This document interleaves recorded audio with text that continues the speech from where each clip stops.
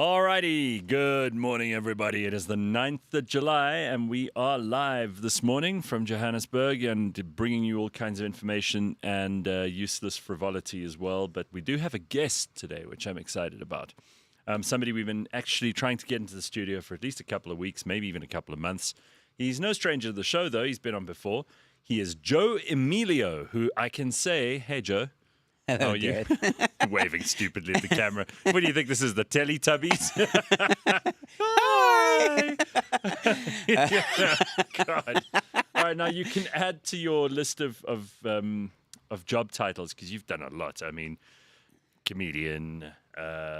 You've performed on top stages, Cape Town Comedy Festival, Cape Town Comedy Club, Rock and Run Fest, Namibia. So It's international. You're born in Texas, though. Yep.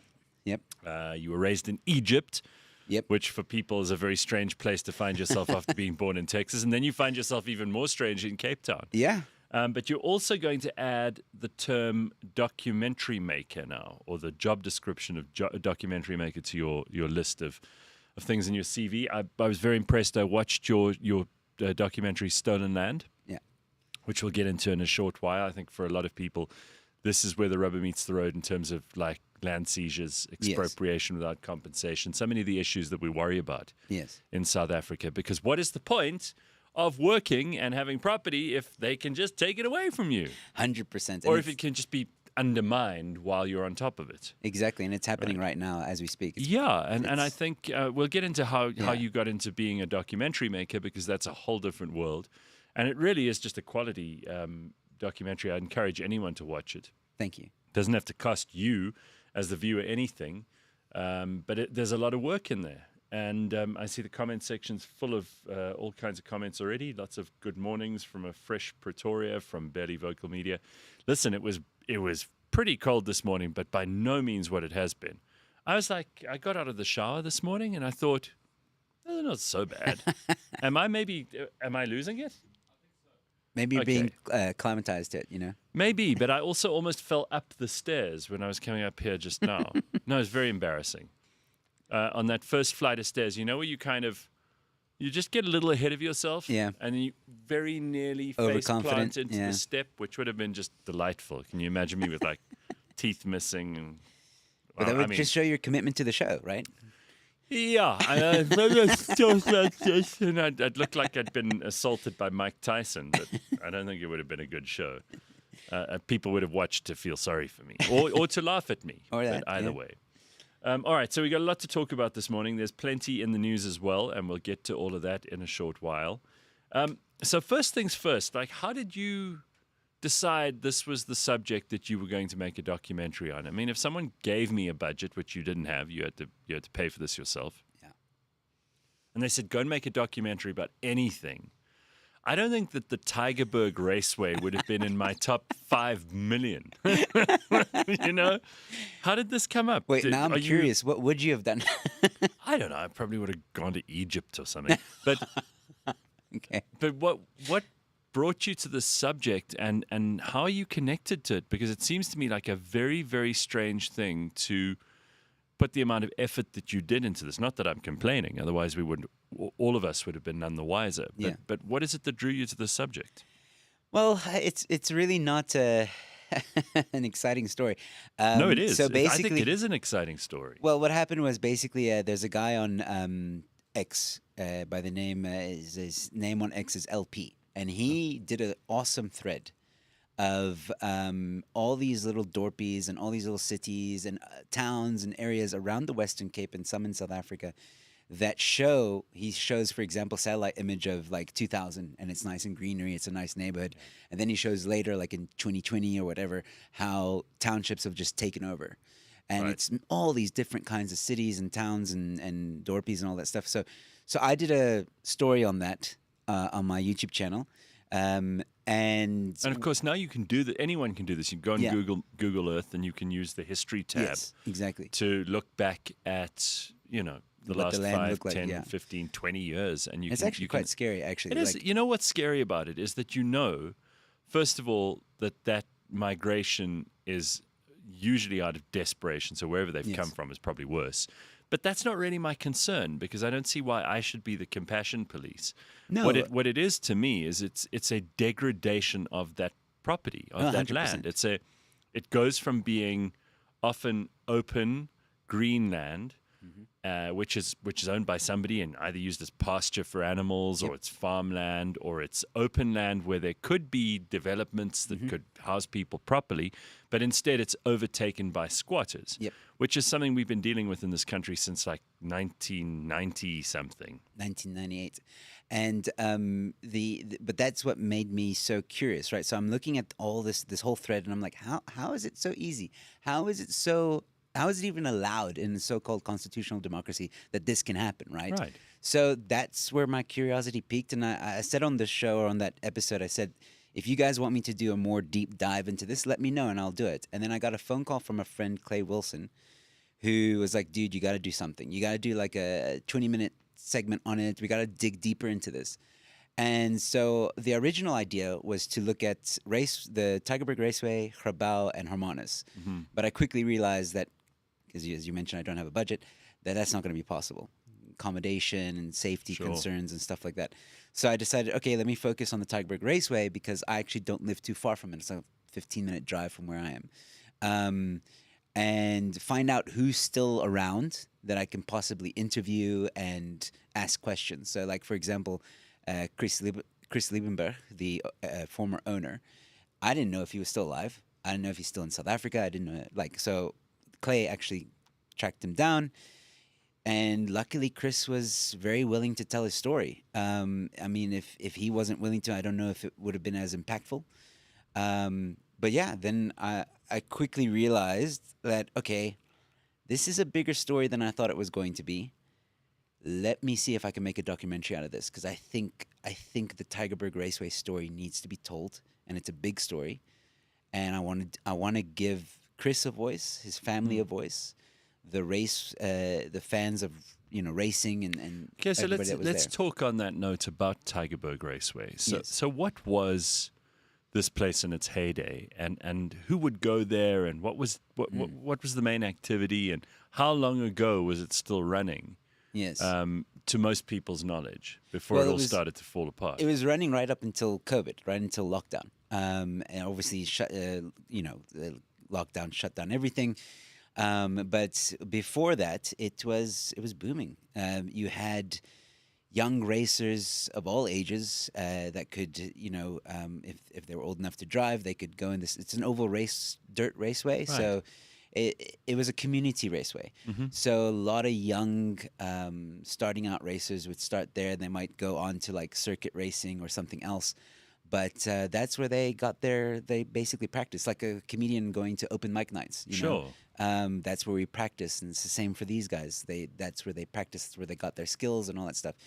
And in the documentary, Gary, one of the motorsport commentary guys, who's also an encyclopedia for motor racing in South Africa, explained that it's not just for the racers. When you have this event, it's vendors, security, the whole community gets involved. It's a business, and it's a reason for people to go out and do something. Yeah, and which Chris, people are desperate for. Exactly, and Chris was also saying that he used to hire people in the nearby community, to do car guard or to work as an usher or gatekeeper, whatever you want to. He would give those people jobs, which we all know is scarce. So now that this raceway is gone, there's so many people who are actually unemployed. And something that Gary mentioned as well is that when you have this raceway, and it's a good one, people want to support it. People will buy cars, like they'll build their own cars, which is a whole nother industry on its own with other jobs and stuff like that. So now that this raceway is gone, there's a lot of people that are unemployed because of it. So that's basically how this raceway was so important to the community, and I felt that was also important to show in the documentary because, other land grabs are maybe on empty farmland or empty municipal land or whatever, but this we was, lost something of value. Yes.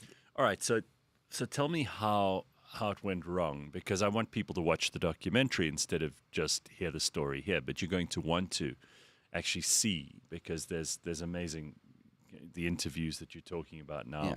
you can actually see what it looked like before, what it looks like now, Yeah. And how it all happened. But just explain to us where it all went wrong. You said it wasn't even that long ago. It's like Yep. 5 or 6 2020. years ago. Yeah, 5 years ago. So basically, what happened was there was a protest in the area, Blukenbos, next to the raceway, and that protest escalated very quickly. And What were they protesting? apparently, they were removed from housing. They were removed from some shacks were taken down in Blukenbos. So in other And words, they they were already illegally occupying Yes. land. Yes, And then someone took those down, and then they were complained. like, okay, well, we're going to take everything now. That's kind of like Okay. the attitude they had. And they invaded the raceway. They tore it down.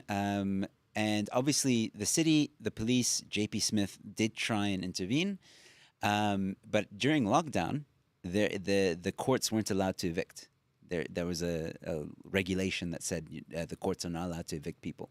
So what happened was the city had to try and get an interdict to basically say, hey, listen, this is like land that is being taken over. We need to get these people off of it. It's not right. And where are these people from? And I mean, where do they? Have they always been in that area? Yes. Have they come in from neighboring areas? Is there work for them there? Is there something for them to do there? Do they have some claim to it in Well, some those are questions I wanted. indirect way, shape, or form? Yeah, those are questions I wanted to ask, but it would have been too dangerous for me to. Yeah, you couldn't actually ask these squatters what they were doing. Yeah, because I couldn't go in, or I'd be a target, so I couldn't go into the township. So it's also a lovely neighborhood, Yeah, very lovely. which is great. Great scenery. As is usually the case. You know, Yes. oh, the shame, but these poor people, they don't know where, they have nowhere to live. And then within finding a place to live, within moments of that, it becomes an absolute shithole Yeah. for everyone concerned. But one thing I want to mention is just to go back a bit is so when the city applied for that interdict, the South African Human Rights Commission got involved and Of course stopped they the would. city. Of course, those cretinous assholes at the Human Rights Commission wouldn't have got involved. Those people And that's have, how it happened, because once they stopped the interdict, it was open season. They have some nerve. I mean, they get involved in every issue we don't need them involved in, and none of the ones we do. Yeah. And ironically, they're not so- actually protecting the guy that actually needs to be protected. The only rights that I can see that are being in any way gainsayed here are the rights of the guy who owns the property. Exactly, 100%. And they didn't care. They're like, no, shame. These people need a place to stay. You can't evict them because the regulations say All right, you're not allowed to evict. So blah, then, blah, by the same rationale, I mean, like if you've got an empty bedroom at home, and there have been people who've said this before. I mean, I think Julius Malema has said it, and really, really uneducated, ignorant, and dumb people blah. Yeah. will say, well, you've got an empty bedroom at home. You should just take on a homeless person and let them live in your house. Yeah. I mean, there is so much wrong with you if you think that that's a solution to our problems. No, it's not. But anyway, I mean, some people just don't think property rights are important. Yeah. And tell me why you think they are, because it seems to me that there's a cut and dried case of this property belonged to someone. There was a business there was a community that was involved and very much invested in that place. It was something to be proud of for that area. No, 100%. And it's now completely gone, subsumed by shacks and raw sewage and people who are impoverished and stealing from each other within their own community. Yep. as quickly as they stole from the guy who owns the land. Yep. And I spoke to a lady who's quite involved with townships and stuff like that, and she actually went on the ground and she asked like where these people come from, and a lot of them were saying that they're not from the Western Cape. Oh, I mean, this is Helen Zille's old thing of economic refugees, Pretty which much, caused yeah. huge trouble. Do you remember what noise there was around that? Yeah. Yeah, but they're Okay, all so they're all Xhosa speaking. Yeah, That's- okay. yeah. So they probably come from that even worse province, the Eastern Cape, Yeah. which, by the way, has been run. I mean, To the ground. people say run like a spaza shop, but people run spaza shops properly. Like the Eastern Cape. No, they do. I mean, a spaza shop is a well-run That's true. That's true. business. It's got very tight margins. You have to know exactly how much stock you have. You have to know what you're selling and how much, and prices change all the time. And you really have to have your eyes, on everything when Yeah. you're running a business like that. But the Eastern Cape is run by some of the worst people in South Africa who just have absolutely no skills. That province, we may as well just cut along the border and let it sink into the sea. It is just a disgrace. Yeah. And so everyone's getting out while they can. And where are they going? Well, they're going to where there are economic opportunities. And where are there economic opportunities? In the better run places and the places where there are businesses that need employees. And frankly, I don't know who would hire anyone from the Eastern Cape because they're just all useless. But that's just me. But there is another part to it. So no, but hang on. I want to make this point because there was a huge internet sensation when Helen Ziller said, as a matter of now undisputed fact, that the Eastern Cape was the source of so many of these people who are living in the townships in and around Cape Town, who are recent, like first-generation migrants to Cape Town, and they're coming there because they're trying to find work, which is fine. But the word for that is economic refugee. And she was pilloried by the left in this country and by other political parties who said, oh, how can you call them refugees? It's within your own country. Well, you can be a refugee from Johannesburg to somewhere else if you were chased out of Johannesburg. And if your current circumstances are such that you cannot find meaningful and gainful employment and you seek that somewhere else, technically you're an economic refugee or migrant. So I don't know why everyone was so super upset and sensitive about that. But then I suppose people on the left are sensitive about words because they twist them and they only want the right to twist them for themselves. Well, look what they did to Jack Miller recently. Basically said the same thing Helen Ziller said. That Right. he was literally removed from the city council in Cape Town, which was also, he didn't say anything wrong. He just said economic migrants. I mean, I don't think if you were rich and you left Johannesburg for Cape Town, you'd be protesting if someone called you an economic migrant or refugee. You'd probably laugh. Yeah. But I love these people who are upset on behalf of the people who don't give a shit what you call them, Exactly. pretending that they have some kind of moral indignation, that they're seriously upset. I mean, deep down inside, you can tell they know they're lying. Exactly. So enough about that. All right, anyway, we digress. So you go in here, you ask these people, well, you didn't, but you had someone who went in and asked these people who are there, what is the current situation on the ground? I mean, you made the documentary quite recently, so you still have fresh eyes and ears on the scene, and now people are going to want updates. Yes. So I'm sure you're keeping an eye now. Well, I mean, nothing's changed. When there's still the townships there. People are living, because this is the one thing that is interesting in the documentary. Chris mentions that There's a lot of things that are interesting. Yeah, In the documentary. Chris mentions that the land was earmarked for housing, but he proved to the city that the land isn't good for housing because the water level is too high. Right. When I asked the city about that, they said, no, we had our guys go and inspect the land, and they thought it was great. They thought it was good for land, for housing. So two different stories, but I believe Chris more because there's footage in the documentary of a guy standing in the middle of the raceway now with all these shacks that are erected, and the water, you can see it. And it's not raining. It's like a nice day. And it's the water is just up there. People are literally, the shack is in ankle deep water. This is what people are living in. Every time we have floods in this country and every time there's just a little bit too much rain, there are people who drown and people whose houses are washed away. And you know, we have, I mean, it's amazing. I don't know about you. I've built my house, right? Okay. When you build your own house in South Africa, you have to go through something called the NHBRC. Yes. Right. So you have to go to some place where there's a bunch of bureaucrats and you have to have them stamp your plans, and then they're allowed to come and inspect while you're building.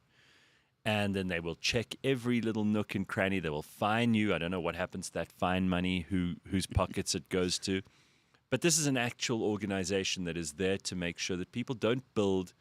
I suppose the idea originally was that you don't build a house that's going to fall in on you and kill you and cause trouble for your neighbors and upset the water underneath it in the ground, or, you know, empty its sewage directly into rivers. Yes. But if you want to build a shack, no one tells you to do anything or not to do anything. It's almost as if once you decide you're going to live in absolute squalor, no rules apply to you. Well, that's because of the PI Act. Well, explain this PI Act, because this is an important part of the story too. So the PI Act, which is the Prevention of Illegal Evictions for Illegal squatters, basically, which is an oxymoron. So basically, what this act says is that, let's say you went away, okay? I managed to jump over your fence. I set up a tent. I put like a makeshift bed in a suitcase and whatever. You come back from holiday. Whether I'm there or not, you're not allowed to remove that tent. And if you do, that law says that you have to reimburse me. You have to put the tent back up. And if you want to remove me, you have to provide alternative accommodation. That's what's written in that law. I mean, this is ludicrous. Yeah. And this is the most stupid law. When did this become a law? And how come most of us probably go through our lives never having to encounter it? Okay, so the reason why I think a lot of people don't know about it is because of media not reporting on it. That's the first thing. Second thing is this law came into effect in 1998. I mean, there is nobody, even the most basic rural person in the backwaters of South Africa who's never learned to spell or add or subtract. Even they know the idea that if someone comes and squats on your property, you should be able to get rid of them. Yeah. That seems to me to be even primitive man would have known that if some wild animal comes and makes its home in his cave, he has the right to kill that animal in order to get his cave back.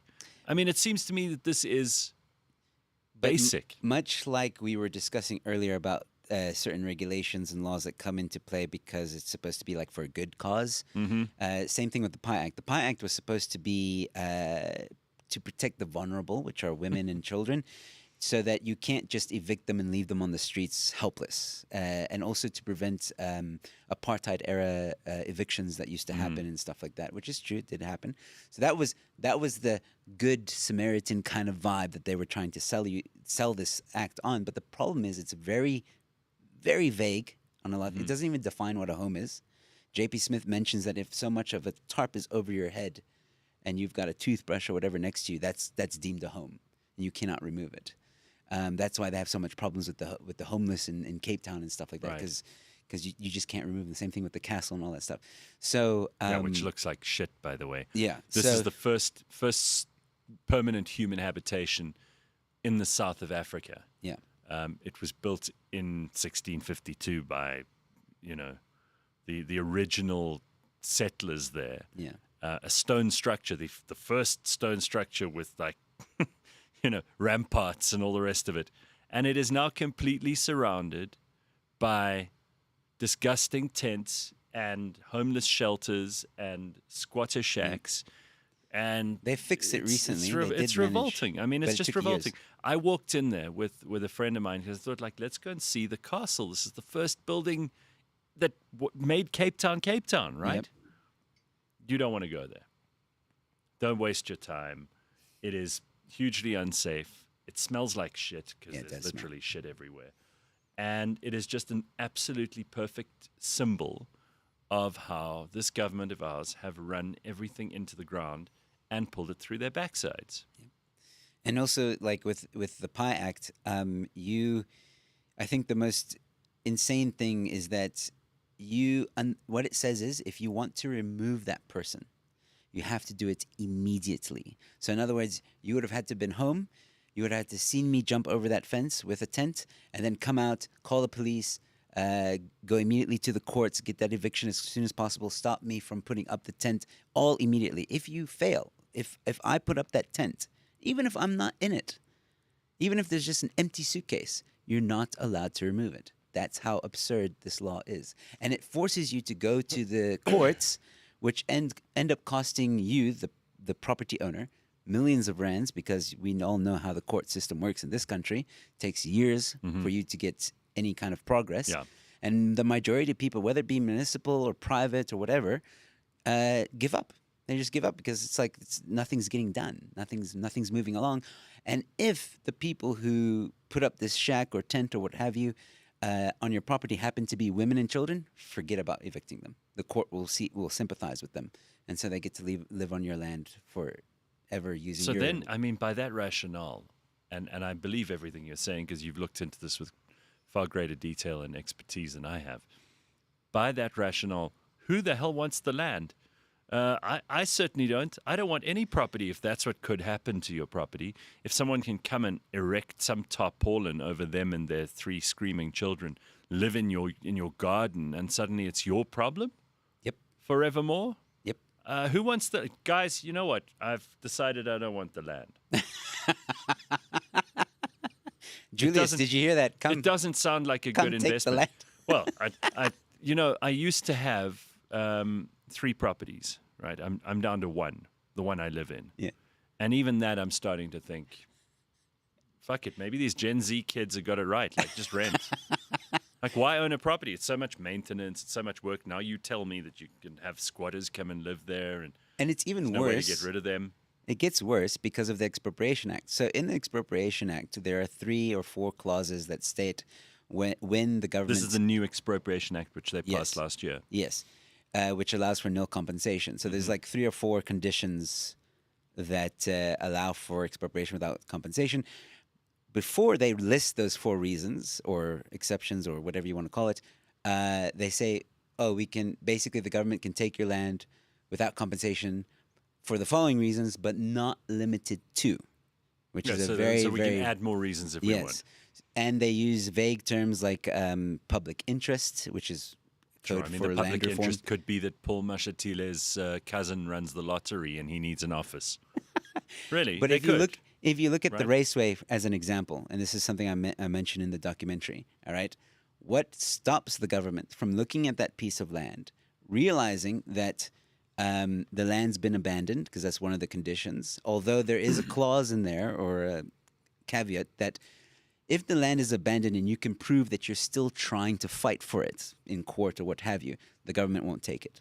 But if you're not actively trying to get the land back, So if you've just given up, yeah, the government can come in and say, oh, well, you abandoned it. This is now a human rights violation and a crisis and blah, blah. We're going to take the land without compensation. They can do that. I'm not saying they will, but they can. oh, trust me, wherever the government has the can, they'll turn it into Well, a look will. what they're doing with Johannesburg, the hijacked buildings. It's the same thing. Correct. Yeah. Same thing. You see them snapping those up. Those used to belong to people Mm-hmm. who were able once to charge other people to live in them, and now they're squalid and often completely run down, broken skeletons of what used to be buildings. But again, the people that live in those buildings now, yeah, some of them were hijacked by syndicates and other things, but the people that live there, they're protected by the PI Act. That's why they can't be removed. And lots of illegal immigrants. Yes. Okay, so what's the situation for the guy who used to own the Tigerberg Raceway? I mean, what are his chances of getting that back? And No chances. there's no chance. Because I asked the city, It's lost I did ask forever. the city if they have any plans to rectify the situation or solutions or anything. By the way, this is a DA-run city, so let's Yeah. not think that it's just the ANC who can't or won't do anything when squatters pitch up and just take property that isn't theirs. But this is the DA municipality of Cape Town. Yes. And when I asked the city, they basically said, we've looked at options, but we haven't made a decision. And I was like, well, if you haven't made a decision in 5 years, you're not They're going never to. going to. Yeah. It's not a So, priority to them. No. Have you heard, since you've released the documentary, about new interest and renewed pressure? And certainly this is going to get a lot of people's feathers ruffled. There are going to be plenty of people who are not happy that you made this documentary.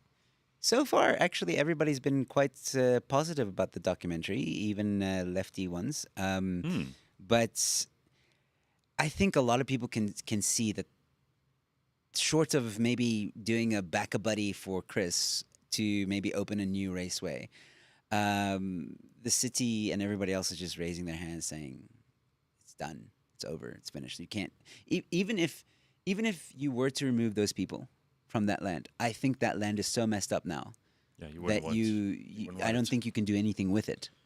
So it's gone. It's gone. And the biggest injustice is the fact that Chris lost, as he claims this, 60 million rand building that raceway, and hasn't been compensated for it. Listen, even if he lost 1 million rand, it's his £1 million that he put in. And the city hasn't know? even, because there was a conversation for him to open. The city was going to give him another piece of land somewhere, and he could reopen and stuff like that. At the beginning, they were talking to him about it, and then they just went quiet, and they haven't reignited that conversation. And I hope now that conversation gets reignited, but I don't know if Chris is going to trust them. And how could you?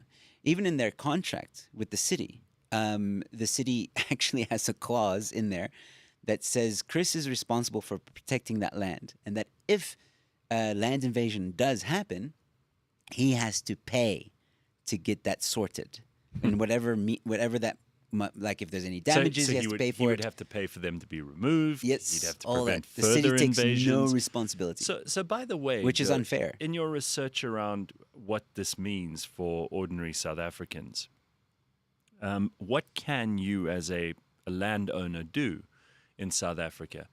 What are the limits of your rights to defend and protect your property? Yeah, you can defend your property. Every South African has a right to defend it, but you just have to be. Can I set up gun turrets on every Yeah, corner well, of my? you can set up. We have private security. You got like fencing, all that Right. stuff. All that stuff deters someone. Can I do pits alarms with crocodiles in them? You can do that. Yeah, and stakes that are sharpened at one end. Yeah.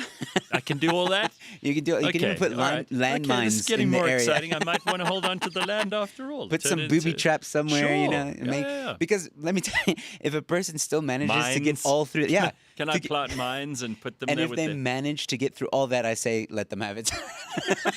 Well, it'll be a fun game to see them get through it, right?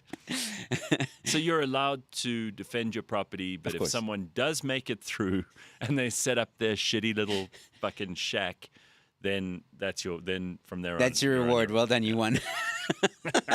You beat the game. Wow. Okay. That's phenomenal. you can protect your land. Of course, you can put up security cameras and all that stuff. Have panic buttons so that the private security can come immediately. All that stuff. You are entitled to protect your land. The only problem comes in when someone either erects a shack or some kind of what is deemed a home on your Again, you property. say it's very vague to Yes. define a home. Yes, Because to me, a hovel, some kind of basic shelter. exactly would be deemed a home, Is even if it's a deemed a home. cardboard box. Unbelievable. They Cardboard box yeah. is a home. Yeah, Wow, we really treat people like absolute shit in this country. But we define home so broadly because we don't want to upset anybody and Yeah. shame poor them, they're vulnerable. The cardboard box is actually defined as a home. What kind of people are we? and so that's the only part where it becomes an issue for the property owner, is if someone's able to set up a shelter, and then it becomes a whole process. That's what the PI Act does. But if someone's just trespassing on your property, hasn't set up anything, is just walking by, you are allowed to protect yourself. You're allowed to do something about it. Well, I wish you all the best of luck with this documentary because I think everybody should see it. It's called Stolen Ground, the Tigerberg Raceway story. And it will give you a hell of a lot of insight into just how the ANC has eroded property rights in this country. So there it is. There's the information you need. Where can people get it? On YouTube? Yeah, on my YouTube channel. Yeah, Very good. And Go and look up Joe Emilio on YouTube and on all his social media to find out all the links. yeah, and also www.stolenground.co.za. So there's a website for it, and you can see all the information there and stuff like that. And I will hopefully make another one, but Yeah, hell I yeah. do need this one, as we discussed, is I did it What did it cost you? a lot of time and sacrifice, family time. You just and- went, like it's like you're someone who's dying inside. You're like, it cost me my happiness, my joy, all the dignity, all the Listen, a pleasure lot in of my effort life. went into this, okay, and a lot of late night editing, and Oh yeah, and you did all of that yourself. all of it myself. That's phenomenal, man. Listen, congratulations. I Thank really love that. I mean, I've been talking to you for years, and Yeah. and we've known each other a little bit, but I had no idea you were this kind of documentary filmmaker. It's very good stuff. I didn't know either.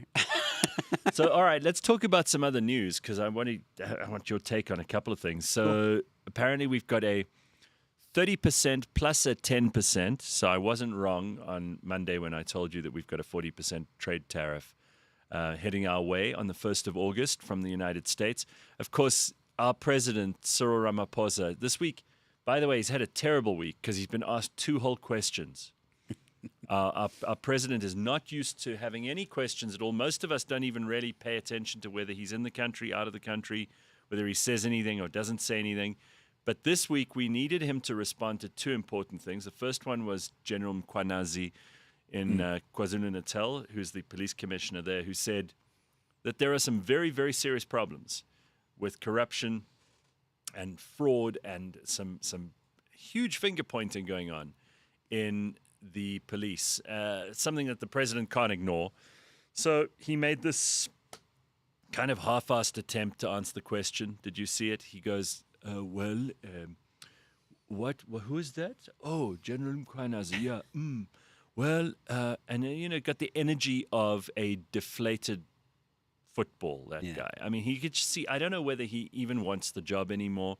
He's probably sitting there thinking, I got my billions out of mostly U.S. companies that I was given BE shares in when they came here, like McDonald's. I should just take that money and just go and live on my buffalo farm and spend all the money in my sofa. Yeah, I could have a very nice life. But here he is being asked questions, difficult questions by the media, like, what are you going to do about the fact that no one trusts the police, not even your own commissioners? And he's like, well, I'll answer those questions when I get back from BRICS, because everyone at BRICS is just waiting for him to arrive. They can't make a decision without him. In fact, they probably started the BRICS meeting before his plane had even landed. I'm sure Brazil, Russia, India, and China were sitting around already talking about the adult stuff, and then Cyril walks into the room, and they're like, this guy.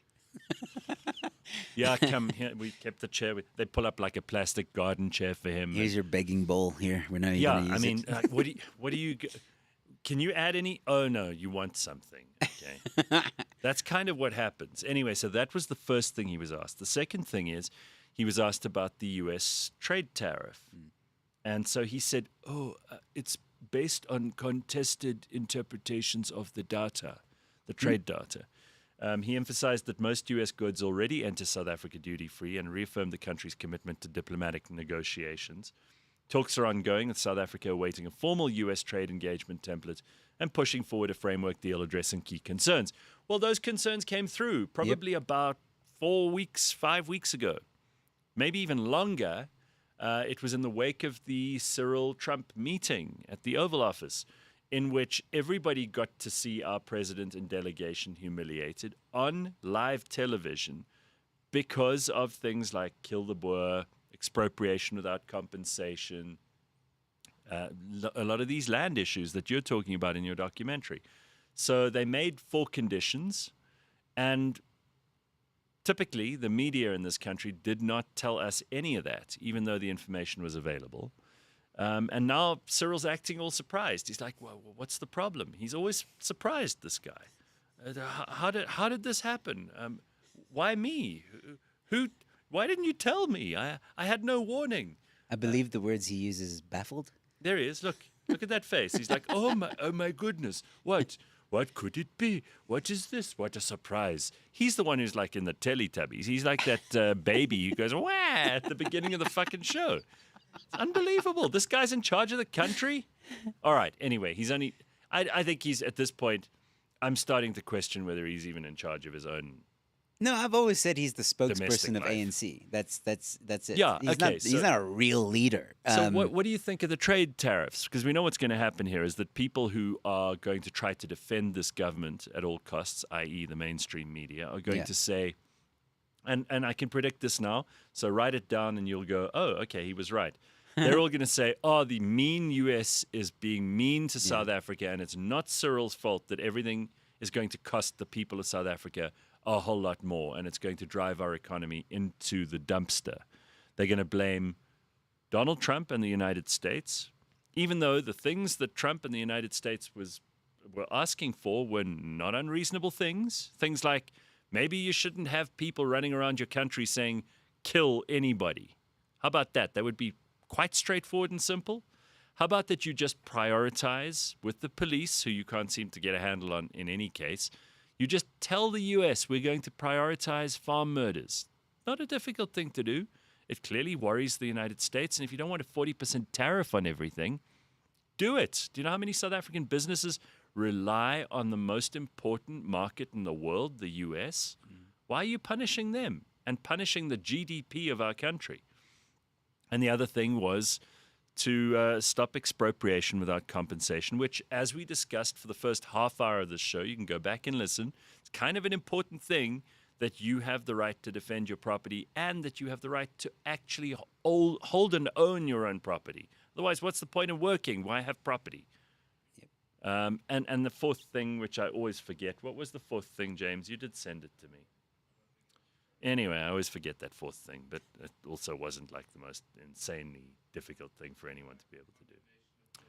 Yeah, condemnation of kill the Boer we've had. What's the other one? Mm-hmm. Oh, yeah, BEE. Yeah, which, of course, has helped so many people in South Africa, i.e. friends of Cyril's and people in the ANC who keep being helped. I mean, we just heard the other day, I jokingly said, Paul Mashatile's family are in charge of the National Lottery now. This is happening now, by the way, as if Paul and all of his friends and family haven't already been appointed, I don't know, directors, shareholders, tenderpreneurs involved in every kind of government business there is available. Didi Mabuza, who died last week, our former deputy president, hand in the till, guys. Yeah. So can we stop with this facade of BEE like it's meant to help like the broad-based black economy? It isn't. I don't know anyone who's running a small business in South Africa who's been helped by BEE. Do you? Nope. No, it's just, and then of course your big companies just go and they do some fronting, window dressing. They find someone who's politically connected. They never find just someone who they already know or work with. And they put them up front to just fulfill those quotas. So all that ends up happening is no value is created. And I don't think that those four conditions are conditions that the average South African would have a problem seeing implemented. Yep. So when we get punished with these tariffs, which we're going to do, and the media are going to howl and say it's so unfair, and Donald Trump's so mean, and the Americans are horrible, and this is all, we're just victims, don't believe a word of it. What do you think is going to happen? I agree with you 100%. And I think like what's even worse is like the mainstream media who try and defend, the BE and the killing of the Boer and blah, blah. Like they try and always, explain it away. And like, what's his name? Adrian Basson from News 24 says Cyril was majestic. And that's not what he meant when he said kill the Boer and, all this other stuff. They always explain it away until they can't anymore. Yeah. And then they suddenly go, oh, we never said that. Exactly. So I think, yeah, it's what America asked for South Africa to do is not out of the realm of like logic in terms of like, it's simple, guys. This is just upholding, a very normal way of life. You guys are going a little bit too overboard into the lefty communist kind of vibe. And, we're asking you to just tone it down and come back to, like a world of rational, sensible, middle of the road policy where people at least know where they stand. Exactly. And I think, listen, I know that the tariffs will probably hurt a lot of South Africans, but at the same time, it's about time someone kind of, clapped Cyril a little bit, hey, buddy, come, you're doing the wrong thing. The ANC is completely unused to this. Well, they'll double down at the end of the day. They probably will, which will do even more damage. But I don't think that this government of ours, including all the GNU parties, I don't think they actually care about the average South African. No, they don't. They don't care about our own day-to-day struggles or the fact that everything is going up. Our petrol price just went up the other day. They're raising the electricity price again. These are all stealth taxes. These are not things that are making you more productive or adding to our base GDP. They're subtracting from that. Yeah. They are making the country less economically viable. And I don't know if you saw that graph that was put out just the other day. I think I shared it on Instagram. I'm going to try and find it for you quickly, about the Millionaire index. No, did you see that? No. It shows you where in the world millionaires and billionaires are going to. Okay. So the UK is losing, they're just losing a millionaire every other hour, if not minute. Wow. Let me just see if I can find this thing for you. This is fascinating. And if you don't know what I'm talking about, this is going to blow your mind. So there's this chart that they put out. It's called Millionaire Migration. Okay. So the UAE is attracting millionaires due to its low taxes, residency programs, and high-end lifestyle offerings. And, of course, the fact that if you buy something there, whether it's property or anything else, it's yours. Yeah.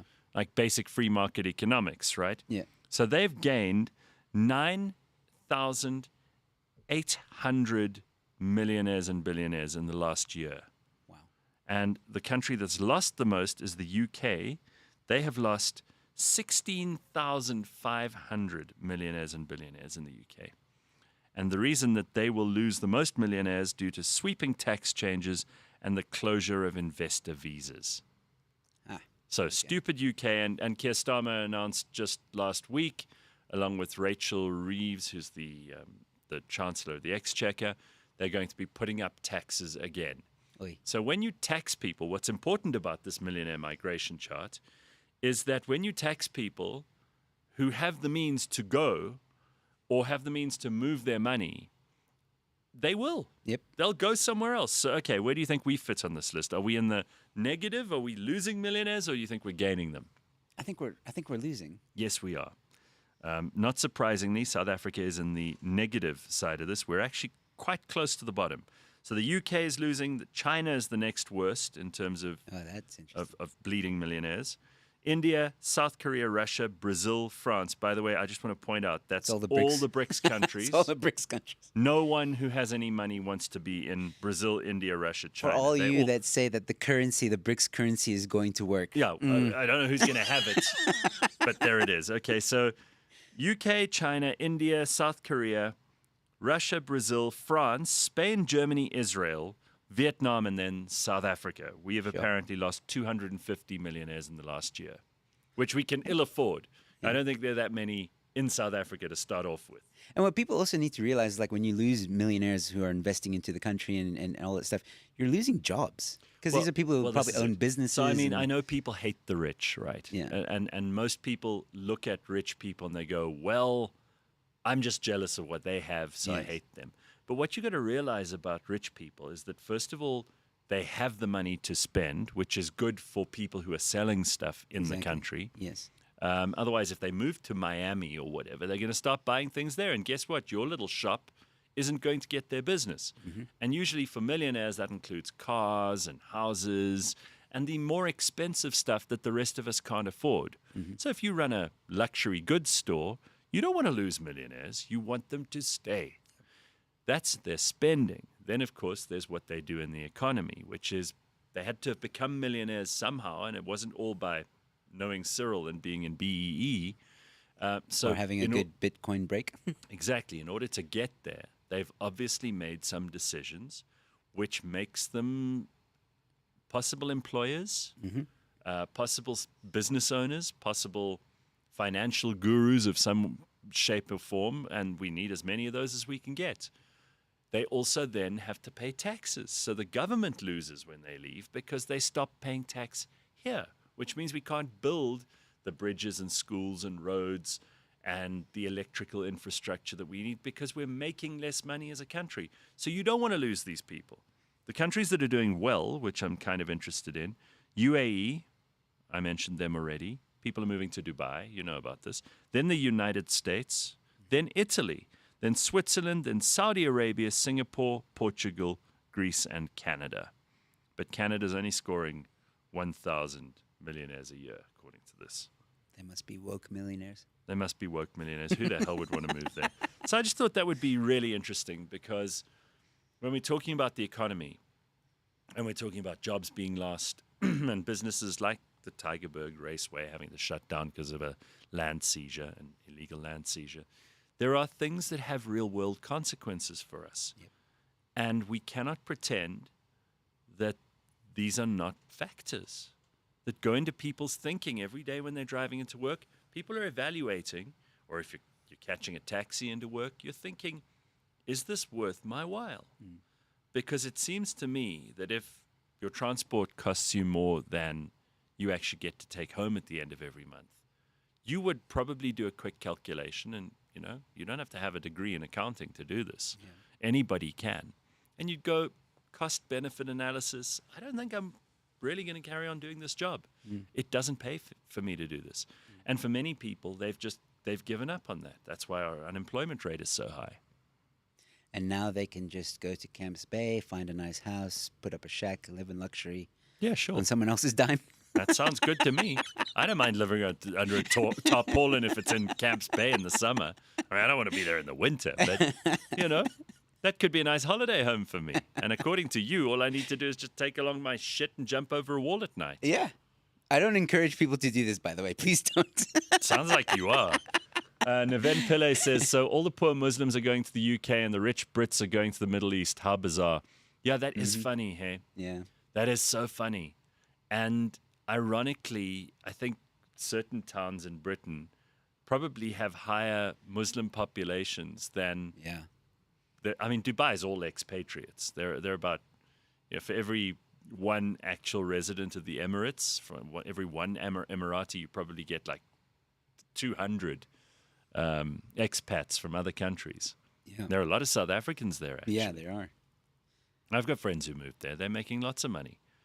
And they seem to be very happy. I wouldn't want to live in Dubai, but, I can understand the reasons. Yeah, living in Egypt, I kind of know what what it would be like to live there under a, Muslim-run country. The only thing is culture, and if you enjoy the culture, if you like the culture, awesome. If you don't, you're not gonna fit in very well. How did you end up in Egypt? Explain this to me. So I was born in Texas to parents. My dad is American, Egyptian, Lebanese. What a mix. Yeah, and my mom is also Egyptian, French, Greek, and South African. Okay. And so when I was 8 years old, my dad got a job opportunity in Egypt. So he took that, and we moved there, and that was it. And then How long were you in Egypt for? 9 years until I was about... What, in Cairo?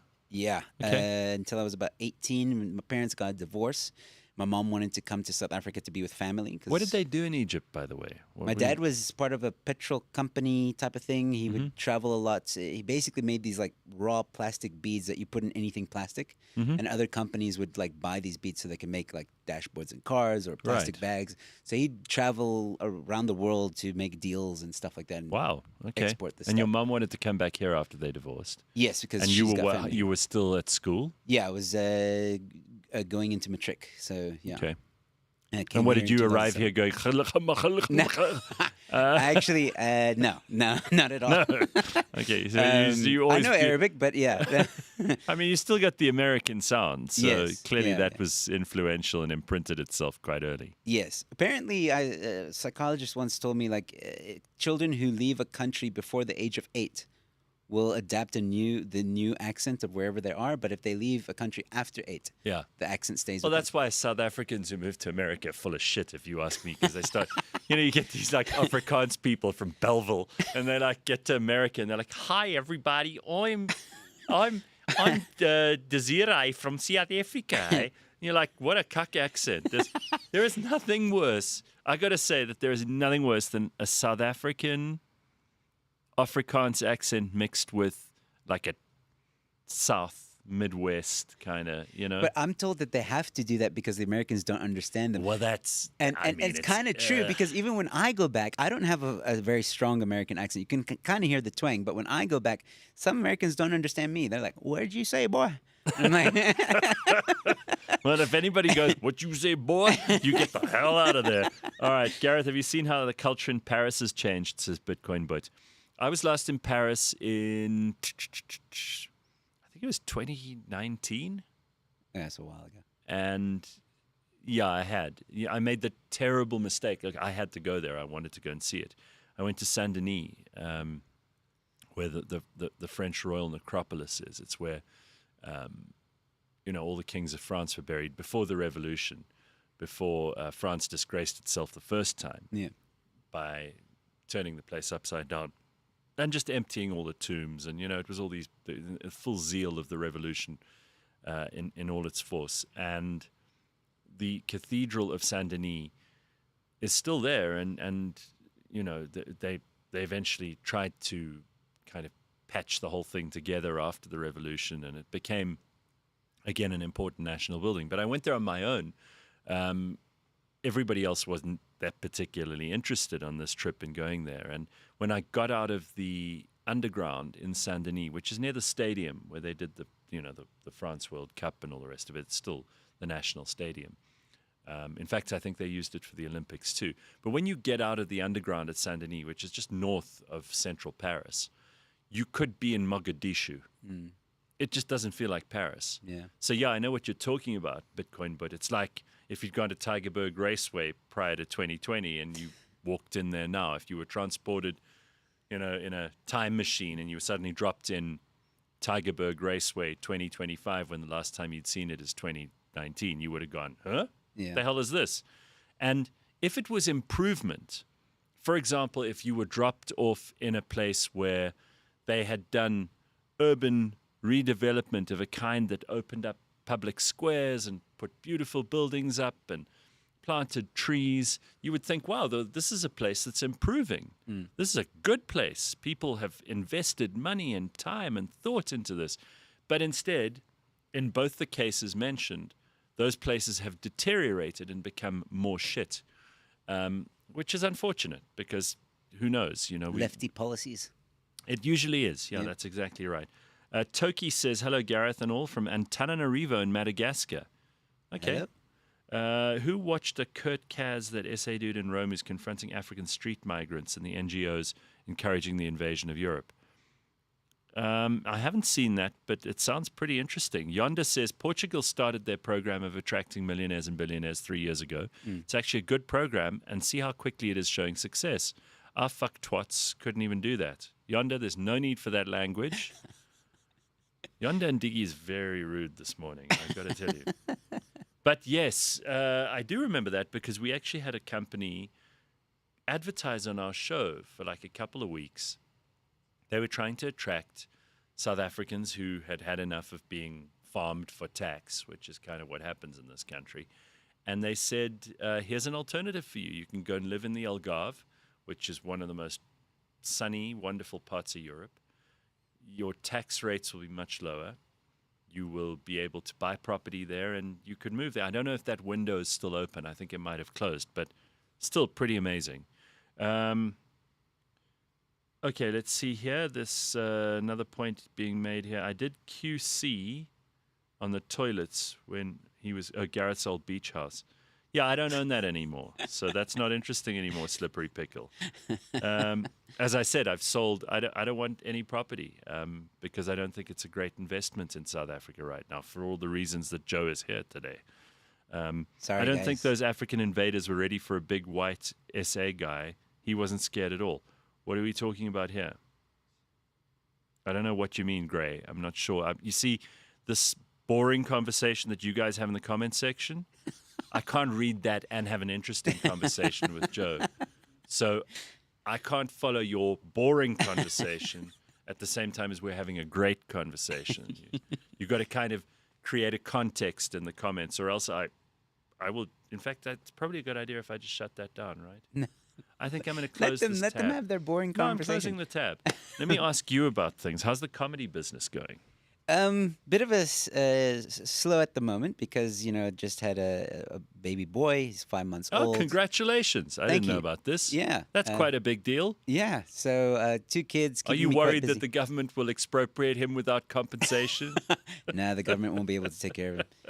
He's No, a they won't. troublemaker. They won't be able to take care of it. But yeah, so I have a son now, and just been a 5-month-old and a toddler. No sleeping. They're sleeping, but the days are long and hard, and winter is coming. So yeah, and like I've done a bit of comedy here and there, but yeah, I've been focusing on the family a bit more and stuff like that. So I'll hopefully get back into it soon. But You know, yeah. it takes a brave parent to say that they're having a rough time, because most parents don't want to admit that in case they sound like they're bad parents. So No, instead they just say, no. they just say, "Oh, no." I am a great parent because I'm tired. Okay. That's how you should take that. Like, I'm putting effort and I'm making sure that diapers are changed and all that stuff, and helping mom when she needs a break and as much as possible. And by the way, I want to give a big shout out to my wife. Some of you might know her as Sky ZA on X.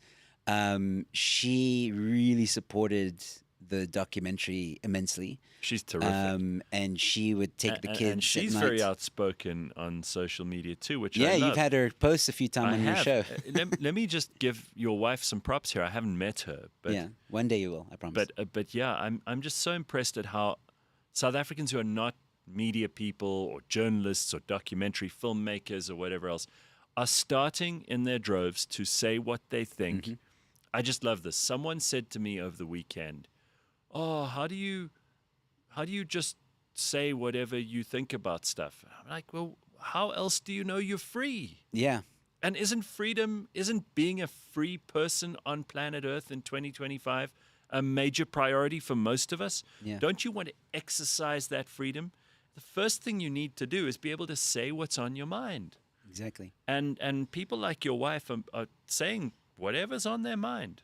And that is the point of living in a free country, living in a free world, being an individual, a sovereign individual. You should be able to say unpopular stuff, popular stuff, stuff that's going to get you into trouble, but you should be able to say it. Well, I don't even think the stuff my wife says is that controversial. I think I think what pisses the left off is that she holds a mirror to them, and shows how idiotic their way of thinking is a lot of the times, which is great. And I think that's what people. She often does it sarcastically, in a humorous way. I remember there was a recent post where she, that picture of Cyril where he's looking at the. Like he tarred the road, but it was like a small section of the road. The rest was dirt. and then she gave like a witty line, like the GNU's working guys or something like that. And it was brilliant. And she does that kind of stuff. I love that. And you don't have great. you don't have to be out there as some kind of activist. No. But I do think there is so much worth laughing about and commenting about. And when people say, "Oh, you're very brave to make this documentary," or they say to me, "I'm very brave to say what I say on the show," I'm like, "Well, why aren't you?" Yeah, exactly. Because everybody has to pull this this horse up the hill. Exactly. We're not going to be able to do it on our own, and you can't rely on other people. There's no savior coming. We've all got to do this work. 100%. It's tough. And I think any voice, I'm always happy to see someone kind of step out of their shell and then be like, okay, I'm going to say how I feel, even if it's not that controversial, but for them, they feel like, ooh, I'm being a little bit controversial. But at the end of the day, you'll be surprised when you start talking about this stuff openly, how many people actually agree with you in what you're saying. I think a lot of people are just in fear. And a lot of people, Joe, want respect, right? Yeah. They want respect from their family, their friends, their neighbors, their community. And one way to get that is to stand for something. You're not always going to agree, by the way. And there are lots of people. Fine. There are lots of people who you and I probably would have different opinions on, which is also okay.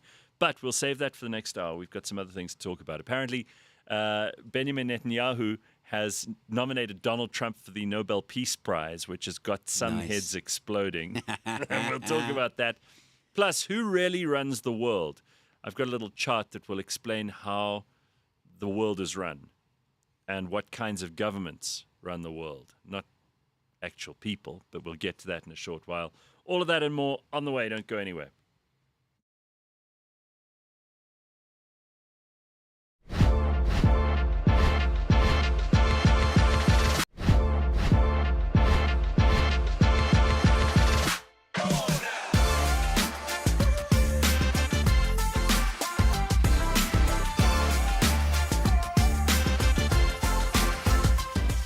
"2025 is absolutely flying by, so it's time for the guys to say fucking whoa and welcome back Darby Lowe to catch us up on the first half of the sporting year.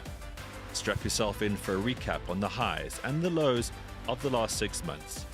We're talking about the big winners and losers of the year so far, along with preparing you for what the second half of the year has in store for us locally and internationally. It's episode 55. It's your 2025 halftime catch-up show. Let's get into it.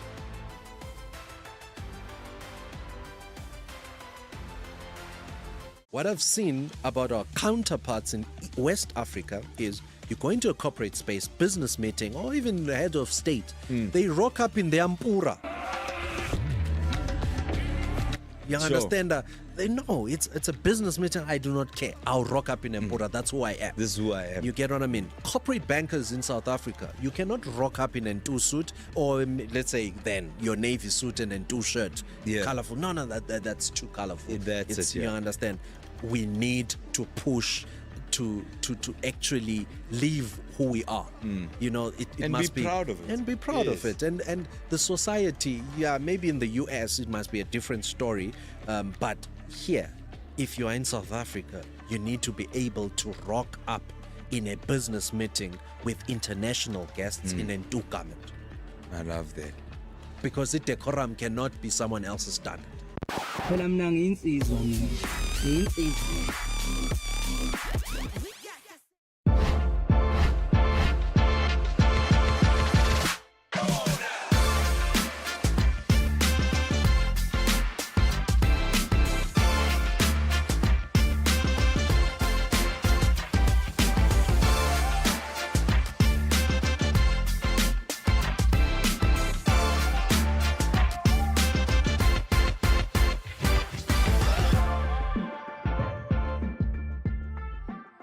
All right, we are back and we are live. It is Wednesday morning. I'm thrilled to have Joe Emilio in the studio. You've got to check out his documentary, Stolen Ground, which we will put the details up for in the comments at the end or in the description of the show. And we've got lots to talk to Joe about. And it's rare that you find yourself in Joburg. How do Yeah. you feel Joburg is looking? I mean, you just come from Cape Town where you've made this documentary about Stolen Ground, but Joburg is looking Well, you know, there was a pothole. precarious. There was a pothole when, not when we landed, but like, you know, when they go off the main thing. I swear to you. Did the plane go hit- through a pothole? I'm telling you, The it did. plane hit Yes. a pothole? You know when it taxis off to park? This is so embarrassing. And then there was a bit of a, and then we were all like, "Oh, okay, welcome to Joburg, guys." You know, guys, come on. We cannot have a pothole in the fucking runway or a Tambo. It's not the main where you land, thank goodness, because that would be disastrous. No, then but everyone would just stop coming here. It would be impossible to get in or out. I had a Okay. moment because, like, also, like, I think the people in the plane were also like Joburgers because as a Cape Townian, I was like, You're talking about Okay. one of the taxiways, but Yeah. still, how embarrassing. and I was like, that's weird when everybody else was like normal. Hey, Everybody was listen, like, I wanted to ask you about this because I saw that you had found out some things about what's the Inkwazi is the presidential jet. oh yes. So yeah. apparently, while we're talking about planes and things, apparently this jet of the president's is a ticking time bomb. Of course, you know, It is a metaphor for South Africa. it really is. In so many ways, this is such an embarrassment. I mean, our Air Force used to be something.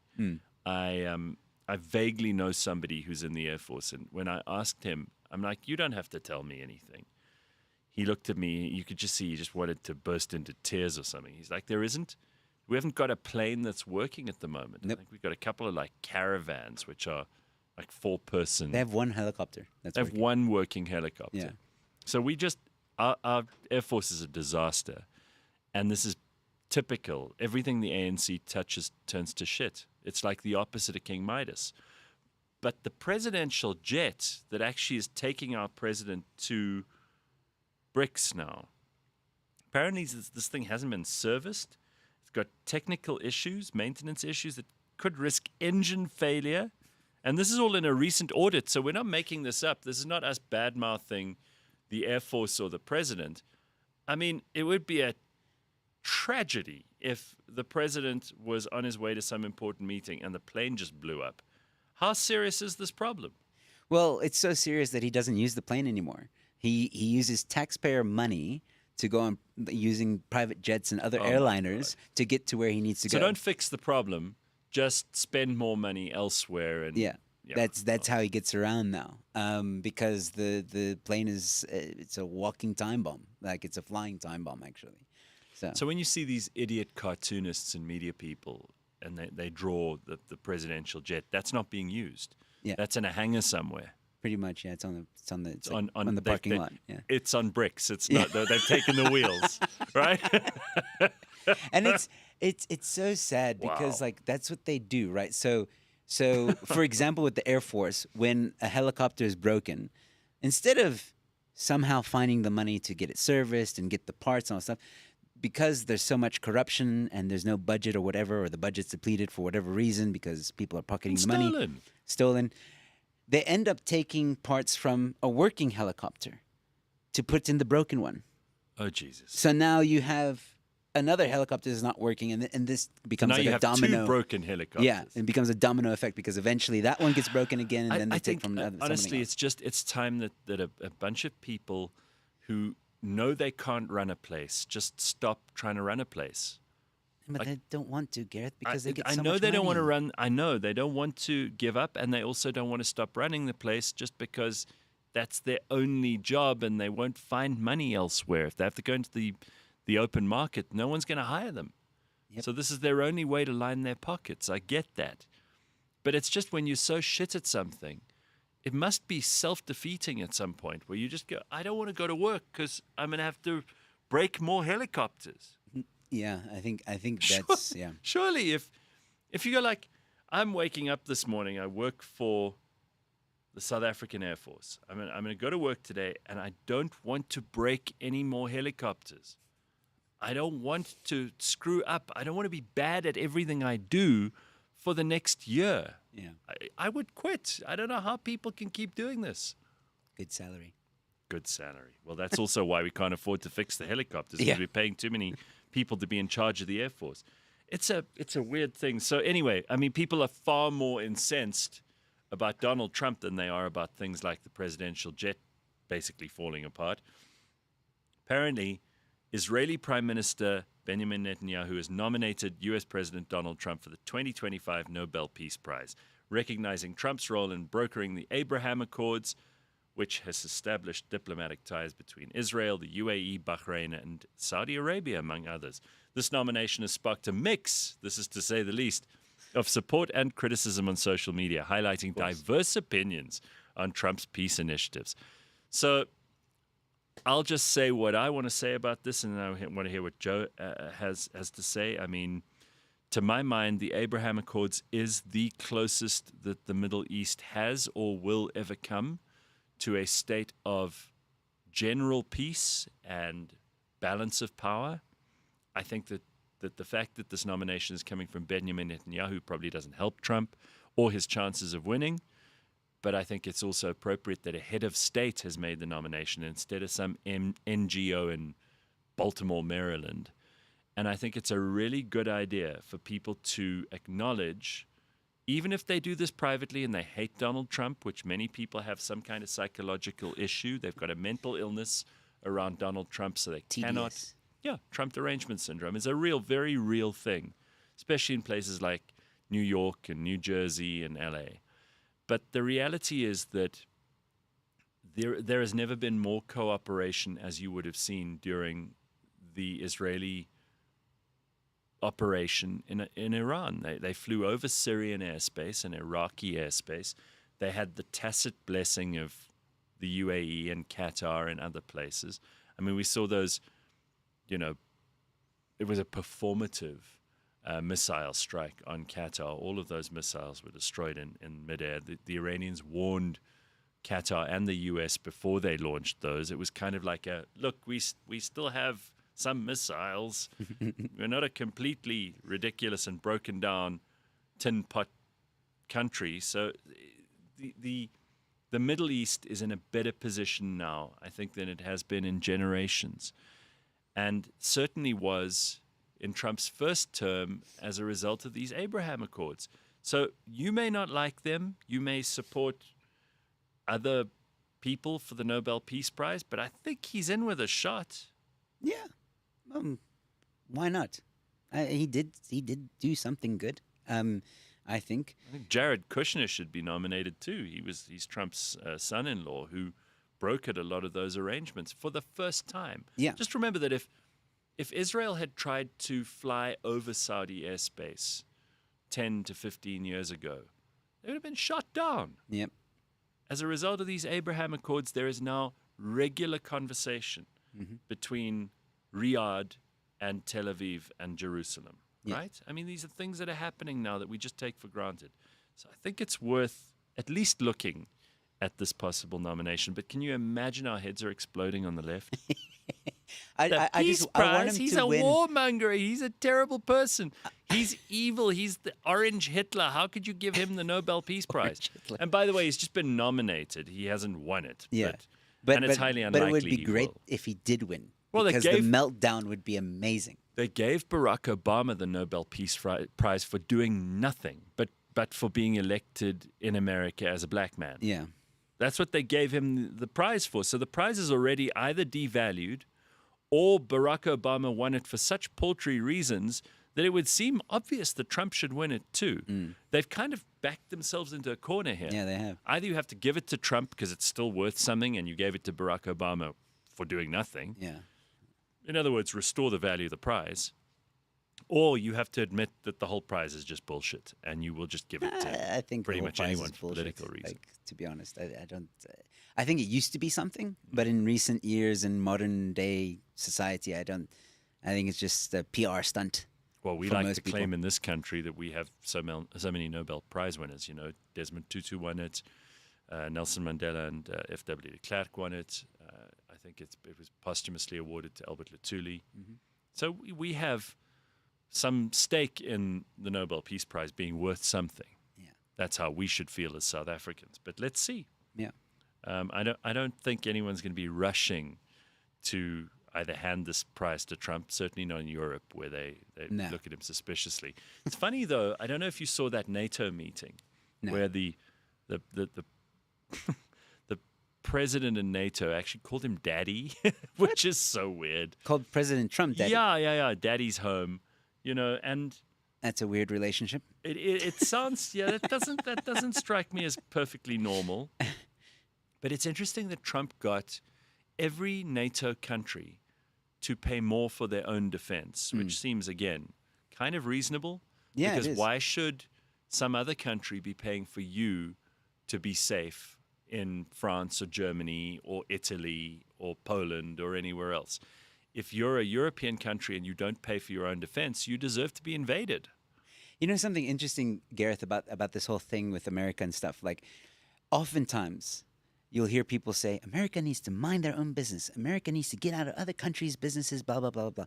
And then the moment you have a president that starts doing that starts focusing on America, taking away U.S. aid and clamping down on corruption and telling other countries, listen, you guys need to start taking care of yourselves because America can't fund this, American taxpayers can't fund this, blah, blah. We need to focus on ourselves. Then they're crying. Then they're like, oh, no, we need your help, America. How dare you? No, we can't survive Yeah. without you. It's just like nobody's happy no matter which way you go about it. You're damned if you do and damned if you don't, at least for the Americans. Well, I think, to be perfectly frank, I think that the biggest problem in the world is that masculinity has taken a bit of a step backwards Oh, yeah. over the last 20 years. And now people are starting to realize that you kind of need that. You sort of need strong men in the world. Absolutely, And yeah. they may not be everybody's cup of tea because maybe they were raised in a fatherless home or they have bad power relationships with men or they've had bad romantic relationships, men and women this is. But I think that what America is establishing under Donald Trump is a sense of order out of chaos. Yes. You know, NATO was basically the countries in the North Atlantic Treaty Organization were spending less and less on their own security. They were taking less and less responsibility for themselves. Yes. And spending that money on all kinds of welfare programs and Yep. housing illegal immigrants and education and soft stuff, which is nice if you have lots of money. But when you should be paying for your own security, that's a luxury. Yeah. And in America, there were similarly, you know, they were taking on every cause in the world and allowing USAID to be spread with their largesse, the taxpayers of the United States who were paying for this. They were paying for all kinds of programs here in South Africa, which we heard about under, you know, the Doge kind of Yeah. cuts that were initially made by Elon Musk. Clearly in South Africa, there was a huge amount of American expenditure that was just going into like left-wing think tanks and journalists' pockets and kind of places that we don't really reap any benefit, and certainly American taxpayers don't, Yeah. from. So I think America's just said enough. We're actually going to account for ourselves. We're going to say and do what we've promised our voters. Yeah. And I think the world is just appalled at the fact that someone would actually do what they say and say what they think. It's crazy. I think it's great. I think every country should have a leader like that, to be honest, that cares for the country's people. Like, look at Argentina. Javier Milei, I love this guy.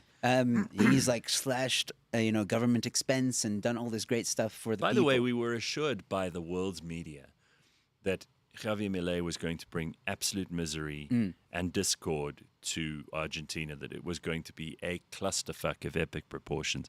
And the exact opposite has happened. I believe they're staring down the pipeline of 7% growth at this stage. Which is amazing. I mean, considering their inflation rate was somewhere near 100, 200% at some point. Yeah. It was a nightmare living in Argentina. Your money was devaluing by the day. Exactly. And if they can show those kinds of turnarounds, Then South Africa has a chance. it's phenomenal, right? Yeah. This is such good news. I'm so glad you brought him up. He is the greatest example of what a leader can do Exactly. and what the people of a country can do when they choose a leader and give him a strong enough mandate to turn a country around. So it's never too late. Yep, 100%. And I think, people then ask in the comment section maybe like, oh, but who do we trust in South Africa, or who should lead it in Comment South Africa? section. Let me just see if they're still alive. And There they are. I don't know. I'll be honest. I don't know which political party you should vote for. I think, you got to do your own research and find that out for yourself. But what I do know is that if the ANC or the EFF or MK are in charge of South Africa, we're just going to continue down this road of self-destruction and erosion of property rights. And we'll be the next Zimbabwe. Maybe not exactly like Zimbabwe, but definitely down a road that's not going to lead to prosperity. That's for sure. I mean, what's it like in Cape Town at the moment? Because I hear from people who are very happy there and people who live very well there, and I hear from people who are struggling. I also hear from lots of people who want to move from Johannesburg to Cape Town. And over the weekend, I met someone who moved from Cape Town to Joburg. So I think there's a lot of economic migration, economic refugee stuff going on. Do you think Cape Town is doing a good job of looking after itself? I mean, what's this mayor like in your opinion? What's the DA like as opposed Jordan. to what you see here? Yeah, I like Jordan. I think he is doing a good job.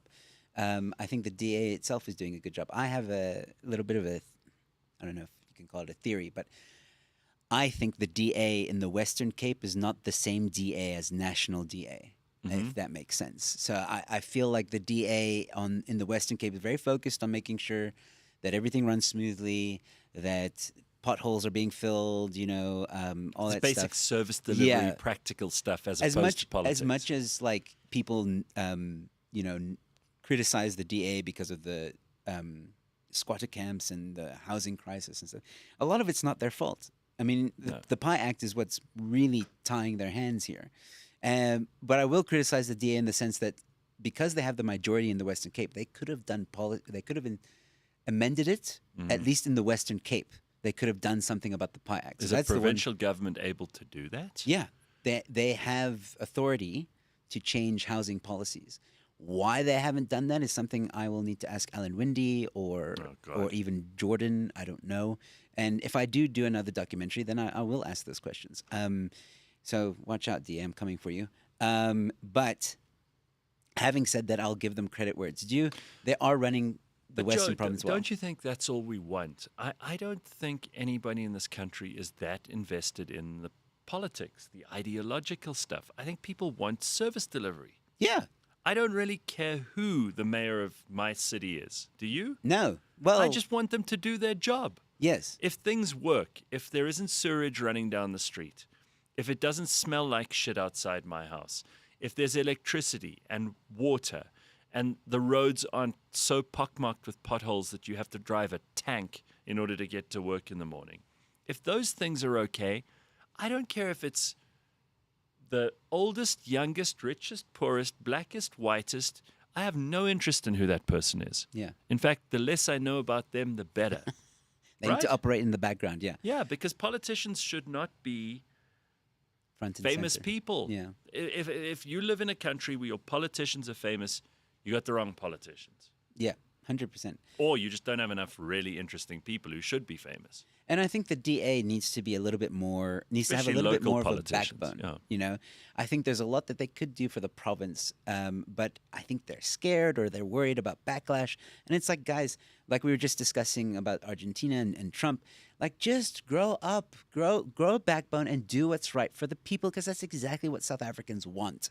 South Africans want someone, a party, a political leader that's going to put South Africans first rather than their party or their greed or this whatever is- else. You know this for a fact because NGOs are aplenty in this country, but the ones that are successful and really make a difference are your Sakeligas, Yes. Solidariteit, AfriForum. These are the guys who are able to actually do things. I mean, they've built universities. Yep. You know, a university is the province of a massive national government. Yeah.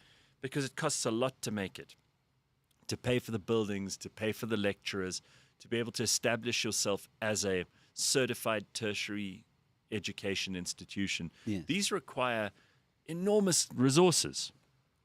They've built 2 universities, and they're expanding both of them. Yep. I mean, there's the one that we all talk about, which is what's the technical one called?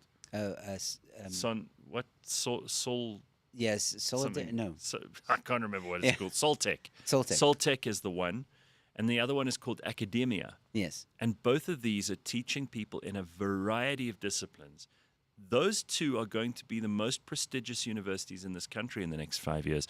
No one's going to want to send black, white, English, Afrikaans. No one's going to want to send their children to the University of the Western Cape or Wits or Rao or any of these others.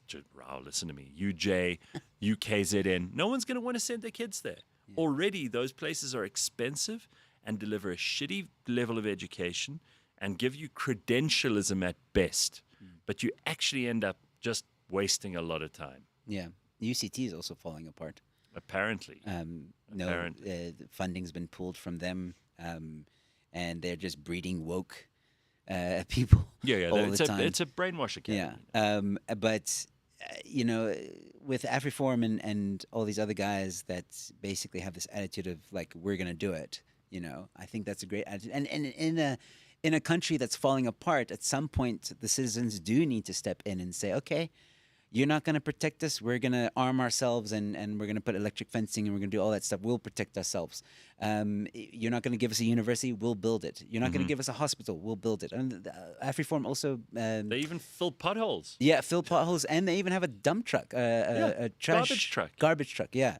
They even did that. So listen, more and more Slippery that's Pickle happening. says, with respect to your documentary, I think that if the near presence of Helen Ziller would have caused the people to flee from Tigerberg Raceway, perhaps the racers would have been scared to return too for fear of her lurking presence. Helen Ziller is quite something. And then Yonda says here, interestingly enough, the DA said this winter they're prepared for it in our less developed areas. Obviously, Yonda lives in Cape Town as well. This Saturday, I was in Khayelitsha. There was a drainage block, and within an hour, there was a truck sorting it out. Okay. But that's my point. Like, the DA does try. But I think there's legislation that does... But also the people in those places have got to look after a little bit of them themselves. Yeah. You know, if you're in suburbia, you will notice that people mow the lawn outside their houses on what is technically the municipality's property too. Yeah. They don't let the drains block up on their roads. If they see some tree fall down, they usually sort it out before the municipality has to come along and do it. Yeah. But in the townships, people don't seem to do that. I mean, there are obviously exceptions. There are places in South Africa where people are poor, but they do their best to look after the place. And then there are places where people just don't give a shit. There's trash everywhere. There's water running down the street from some leak, and nobody bothers to report it or fix it or do anything about it. You have to take some responsibility if you live in a crappy neighborhood. It's not all the municipality's fault. Obviously, you know, Right? you shouldn't litter and you shouldn't all do all this and make it even more of an issue. I mean, I was driving on my way to the airport, and I should have taken a picture of it, but I just didn't think fast enough. There was Is a this huge to the Cape Town airport? yeah. There was this huge wall, and then there was this mural of Yeah, I've it seen said, it. It's pick up or don't dump. Yeah. Don't drink. And right next to it is a a whole lot of huge shit. pile of garbage. yeah, yeah. And it's like, okay, that's just Yeah. that's South Africa for And you. Gray says in the comments, which I agree with, that's because people are filthy and throw their garbage everywhere. That's why drains get blocked. Yes. Yep. If you just dump your shit on the street, take away packets and things, yes, that's going to block a drain, and then you're going to end up with flooding, and then you're going to end up crying because you have no water and electricity, and you're knee deep in shit in your own house. So sometimes bad things happen because you deserve them. Speaking about DA and running the Western Cape, I think one of the things that is a big problem is the fact that they want to increase the rate. Oh, rates. really? Yeah, because and a lot of people have skewed the thing here because some people are saying like, yeah, you see, it's the illegal occupiers. Now the city wants to provide sewage and all that stuff for these guys. You're incentivizing them to take the land and blah blah. But it's very multi-layered, and if you watch the documentary, you'll get a little bit more insight into how this works. But what happens is when a land is invaded, it's very difficult to then put the infrastructure afterwards. Right. But you have to, And especially in parts of Cape Town, because the water table is so high or Exactly. low Yeah. that you can't put pipes into the ground in some of these places. Exactly. But the challenge here is that if you are going to fix it, you need to remove these people. You need to put them in an alternative accommodation, which obviously costs money. And the thing is, as well, is that the city can't just go like, oh, well, because these people are living in as we just discussed, very horrendous situations. It breeds diseases.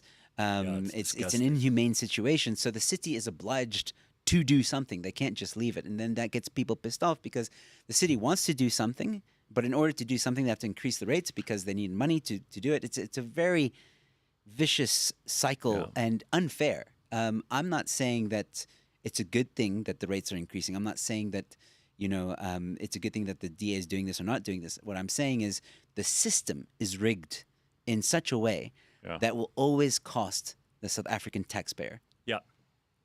And because government's the most inefficient way to get anything done, Yes. it'll always cost you more than it really should. Yes. I mean, every time you hear how much it costs to tar a piece of roadway, I'm always like, tar doesn't cost that much. Stone doesn't cost that much. There is no way that you have so many engineers involved in that the staff bill should be millions. And the strip of road is like a couple of kilometers long, and you end up with bills in the billions. You're like, how is this possible? Speaking about a strip of road, is that road in Joburg still broken? Oh, That- my God, that in gas town? with the- Oh, yeah. yeah. Please. See, in Cape Town, that would have been sorted in a week. There maybe are two. orcs from Mordor that are coming out of there. They've been released from the mines of Saruman. Every night, people at Joburg are terrified. They have to hide behind bars and close and lock their doors just in case the orcs of Mordor pour out of that crack in the world that leads down to hell and come and murder them in their sleep. This is how Joburg has become. I'm sorry, Joe. I fear for you driving home after the show this morning. No, I think I'll be fine. I'll just avoid that road. Yeah, please do. You'll actually, in fact, they only speak Mordor Orcish there as well now. In fact, some of the local guys who sell stuff on the street, they've had to learn how to speak with a Mordor tongue. Cape Town is hardly putting them up at the Ritz-Carlton. What about moving them to the parliamentary compound? That would be better use of public property. Parliament. You want to criticize Joburg? Have you got have you fixed Parliament yet? They're starting. Okay, it's still in record time. Record time. It's been 8 years? It's about 5 years, I think. But still, what a disaster. I mean, Yeah. they have the state opening a parliament, but it's actually at the Cape Town City Hall, Yeah. right? Yeah. Yeah. Which Which, by probably the way, is also not a great place. it's also falling apart. Yeah. Again. But I mean, well, it's there's some areas that are nice, some areas I don't know. But people have to also remember that Let me ask you this: how come a fraction of the population that we have now, 100 years ago, was able to build such beautiful buildings, like the city of Cape Town's City Hall, in Pretoria, the Palace of Justice, the Raadsaal, all of these old, beautiful buildings. A fraction of the population, a fraction of the money, because there weren't that many taxpayers. They didn't have the billions and billions. If you'd said to someone in 1900, in the middle of the Anglo-Boer War, which, by the way, was also raging when a lot of these buildings were put up, so you can't use the fact that there's social, I don't know, tension or war or civil issues as an excuse. If you told them that there's a word billion, they wouldn't have known what you meant. It wasn't something that you would ever encounter when discussing amounts of money back in those days. And yet they built these buildings which are infinitely superior to the buildings that we now build. They managed to devise infrastructure which is still running in most of our inner cities. And they didn't have half the expertise, the technology, the computing power, the machinery that we have now. And we can't even maintain it? Well, the thing is that in the Western Cape, all these buildings, the Parliament building, the City Hall, even the castle, is not run by the DA. It's in Western Cape, but it's actually run by National ANC, government, National Public government. Works. Yes, Public Works. So there's your problem. And that's why it took so long for the DA to sort out the castle. Dirk makes a point here. It took less time to rebuild Notre Dame than it did to rebuild our parliament. Yeah, well, that's This is the true. ANC for you. They reopened Notre Dame last year. There was a big ceremony. And Notre Dame, they restored a 12th century Gothic cathedral. They brought in stonemasons, people who put lead on the roof in the way that they used to in the 1300s. It was almost like a historical reenactment, and they did it better than our parliament. This is just disgraceful. The Secretary of Parliament, Mr. Xolile George, started the rebuilding of Parliament and stated the rebuilding of Parliament would cost 2 billion rand. Well, then let them meet in the field. I don't give a shit. No, like, honestly, can we just stop this? If we're going to spend 2 billion rand we don't have to put those idiots who we have to sometimes see misbehaving on television into a building of some dignity and gravity, let's instead let them meet in a field. Let them meet in the open, in the rain, in the snow, in the sleet, in the drizzle, and in the sun. Let them burn during the summer and let them freeze in the winter. I have no sympathy. I don't care about members of parliament. I have no respect for them. I think that they are mostly disgraceful and most of them are doing a terrible job, so let them suffer for it. We have to pay for them anyway, so why pay for their building as well? I think let them meet in the field. The ambassador's house here in Den Haag and the embassy is in total disrepair. Oh, wow, this is news. We just keep hearing about the successes of this government this morning. The ambassador, South African embassy in The Hague, and the ambassador's house are in total disrepair. Beautiful old buildings. And these places were given to Nelson Mandela and South Africa after his release. Yeah, it's the ANC. The ANC doesn't take care, maintain anything. Literally everything that the ANC is in control of is just withering away. From Denel, state-owned enterprises, the army, everything is being just withering away. And by the way, I mean, Joe and I would love to hear an argument against this. If you have some, if you have some insight, let's be fair. I would love to hear from someone at Public Works. Here's an open invitation. If you know someone who works in that department and they would like to come and account for how hard it is to maintain these buildings, they cost too much money, they don't have enough share of the budget. Isn't Dean McPherson the minister? I'd love to know. I'd love to know who is in charge there and whether or not they can explain to the South African public why everything is falling apart. I'm pretty sure it's Dean McPherson. Is it a coincidence that Tolkien was born in South Africa? He anticipated South Africa would become Mordor. Well, I'm telling you now, if you watch Lord of the Rings, it does seem to me that the story of good is building and creation and maintenance of society. And the story of bad is destruction. Yeah. And that kind of isn't you could bring this to bear in almost any good human narrative. So it is Dean McPherson. It is he's the DA guy, right? Minister of Public Works and Infrastructure. Yeah, he's DA, who is also like. See, this is my thing with the DA, man. This is why I say national is weird, because I feel that the message the DA sends in the Western Cape is different to what national sends. Like Dean, at the beginning, was very much against EWC. And then all of a sudden flip-flopped and was like, no, EWC is going to be great for South Africa. Like, it's then I have to have a discussion of that. Yeah, bring him on, please. I'd love to talk to him. I just don't understand how it's possible for them to reconstruct a 13th century cathedral roof and repair stonework that's been there for 700 or 800 years in France in a period that is shorter a period than the period that it takes for us to rebuild our crappy parliament. But I can tell you what he's going to say. He's going to say corruption, Gareth. We took over from a previous administration that had a lot of problems and a lot of bad apples, and we're still busy trying to get those people out or trying to fix the situation. I don't know. Like, would you buy it? I mean, I'm so tired of these excuses. I really am. Either you're a government that is able to get shit done, or you're shitty government and you must get out.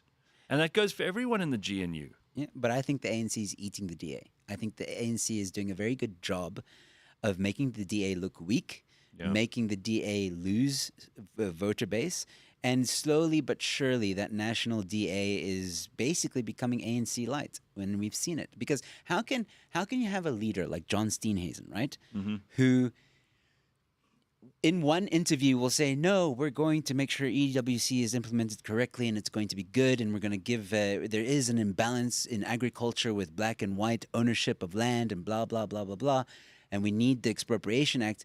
And then literally the next day or even the next hour puts on his DA hat, his DA attire, and then says, the DA is vehemently against the EWC, blah, blah, blah. I'm so sick of people putting on a show. That's probably what I'm most annoyed by. Exactly. But there's some interesting points being made here too. Vyasan says, I know someone who's working on that site at Parliament. It's damn ridiculous. They should leave them in that temporary tent that they're currently using. Someone else says, Leeuwkop prison grounds are a shithole. I mean, look, I don't mind if prisons are horrible, but I want things to work. I want them to be able to turn on the taps there. And we also need more prisons. We do need more prisons. I think that we should turn Leeuwkop into a political prison, and everyone... No, really. Dude, seriously, I think... The Alcatraz of South Africa. Well, we've got Robben Island for that too. We could always refurb that. Yeah. It's not much of a tourist attraction anymore. There's that one ferry that goes once every and if it isn't broken down, that's also that's a big problem. We could reinstitute making Robben Island a place for political prisoners, and we send people there who have been... The Zondo Commission has been pointing out we need to arrest a bunch of people. I know our NPA are also useless, but my God, we've got people to put in jail, honestly. Yep. Whomever runs the libraries, they should be promoted to running the country. I went to my local library the other day, and it was immaculate and completely stocked. The librarian was so professional. This is Bronwyn. Wow. Where was this? A library in 2025? Do you live in the States? Does she live in 1923? That's what I want to know. Yeah, why are you going to libraries? We have the internet. Okay, so Google. Nunya Biz says, just as I got in, and Gareth says, get out. I think that means the comment section, but all right. Make Robben Island great again, says Bitcoin But. Yeah, I think... again, we could put our prisoners to work to look after all these buildings. And that would also be a good idea, because why are they just sitting there? Exactly. But there must be some prisoners who can be upskilled in construction, carpentry, masonry, just mixing concrete. We can find things for people to do. Even just like... And we don't need to pay them because they're already being housed and clothed and fed.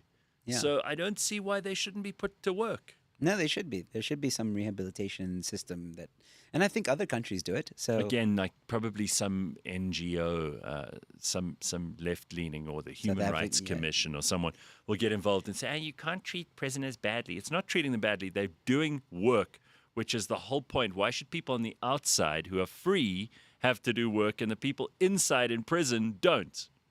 But also, what does it say about a country where criminals prefer to be in prison.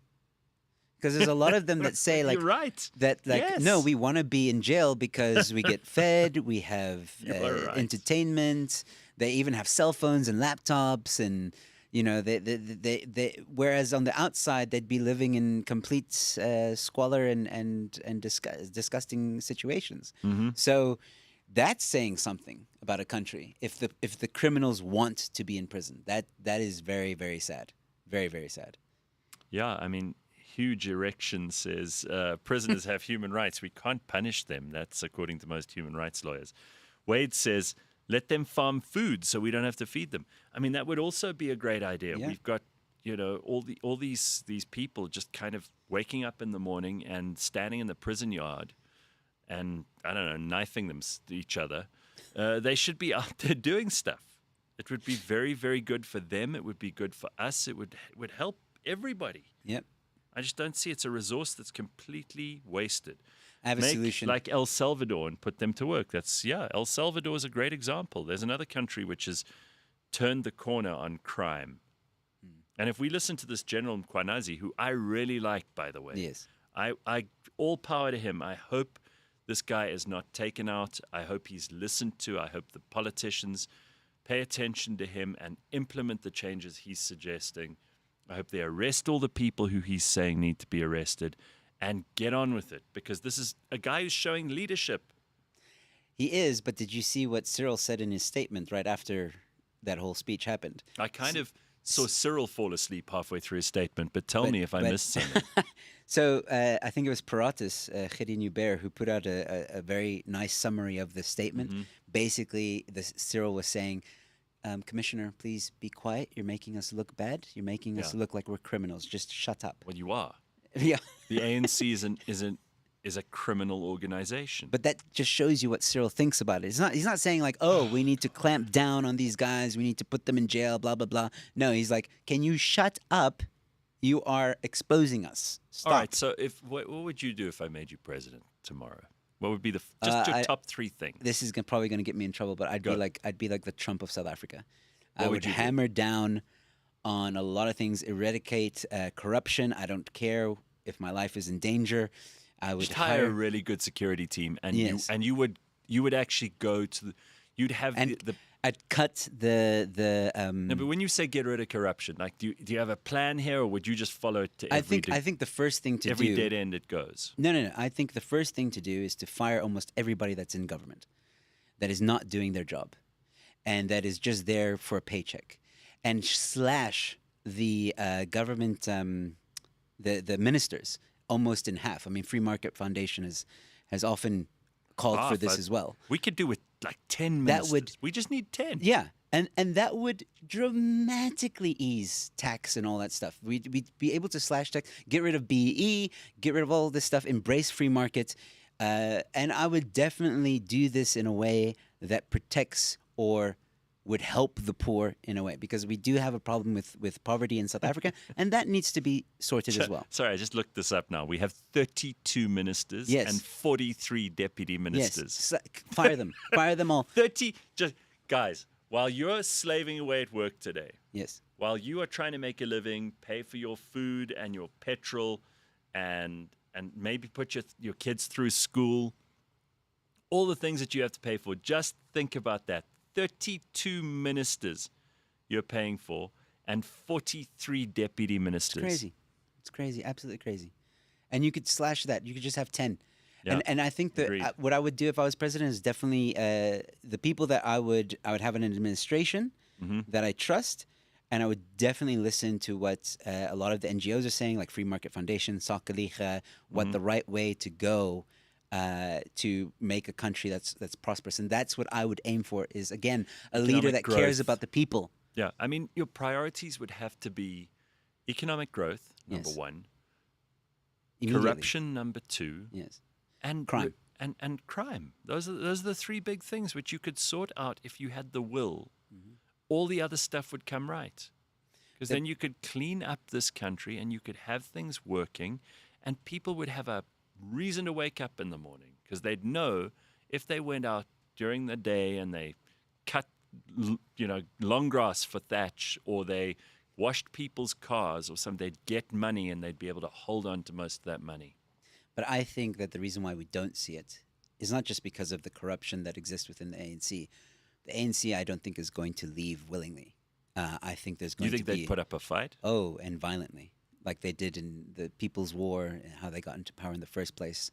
I do think that. There was a tweet the other day that I saw. This guy, maybe take it with a pinch of salt, but he says that he was speaking to an ex-ANC member who listed 4 things, or he had a conversation and he found 4 points about that was interesting, having this conversation with this guy who said the ANC doesn't care about the South African people. They That's believe obvious. that corruption is their reward Right. for liberation. We can see that. And that if they were ever voted out or ousted or whatever, they would put up an immense fight that would be even more violent than how they came in. So they'll leave Yeah. the same way they came Well, in. that's supposing that they have the wherewithal to actually put a fight together. I don't think they can organize anything, so I'm not particularly threatened by that. But the fourth Well, they don't one, have an army. What's the fourth one? I can't remember the 4th one at the Okay, moment. well, neither can they. Yeah. Because by then they're drunk on like Johnny Yeah. Walker Blue. But they don't have, like, every time, like, when we talk about, the Cape Independence and stuff like that, people often say, oh, there's going to be, like, a war and stuff. I'm like, with what army? There's one helicopter, one tank. We don't have a military to speak of. I mean, our Minister of Defense is Angie Motshekga. This is the woman who couldn't even get textbooks to school. Do you Yeah. really think she could organize a military operation? No The way. last time we had troops involved in an active situation was in the Central African Republic. Yeah. And we had to evacuate them, but we didn't even have a plane or helicopter to evacuate them with. Nope. So they were left fighting to the bitter end until eventually, I think, the UN came and took pity on us and helped us get out. And It's just an embarrassment. what's even more embarrassing, Gareth, I don't know if you heard this, but during lockdown, the army went into, I think it was Mitchell's Plain. Mitchell's Plain gangsters robbed the army at knife point. It was headline Yeah, news. my money's on the gangsters. Honestly. I mean, like, you want to be safe in this country, there are 3 groups that will look after you. The gangsters, I mean, you'd have to pay them. Yes. The taxi drivers, Yes. who actually came to the rescue during the riots, remember? Yeah. Taxi drivers, they're like, well, we're going to protect our roots and our Yep. business, and we'll protect ordinary civilians too, Yeah. if that's what it takes. And they did. And the third group is normal citizens who Yep. have guns. Yep. And they're a powerful group that. Yeah. Very. They defended themselves again during those riots, and they will come out guns blazing. Yeah, if they were need giving to. bullets to the police and all that stuff. Right. They were the coming- police needed to borrow Yeah. ammo from them. All right, anyway, listen, I love the documentary. It's always great to sit and solve the world's problems with you. I hope that this morning we did more than just criticize the government, which people love. I mean, they just love this. So if you got what you wanted out of this morning's show, I'm thrilled for you. I'm sorry that I went off the comments section as quickly as I did this morning, but it does seem to me like everybody's having a lot of fun down there. Joe, it's a pleasure to see you. People have got to go and watch your documentary, Stolen Land. Stolen ground. Stolen Ground, sorry, which you can find on YouTube. We'll put all the details into the description, and you've got to go and watch it and support Joe because he's going to be maybe doing a follow-up, right? Yes, I got a backup buddy right now trying to raise funds for the next one. I would love Awesome. to do this for free, but it does cost money, time, and effort, and I want to up the game a little bit. Look at the documentary. That's what I did without a budget. So imagine what I can do with a budget. Amazing. Yeah. Well, yes, absolutely. You've proven yourself already. You're what they call a minimum viable product and some. Yeah.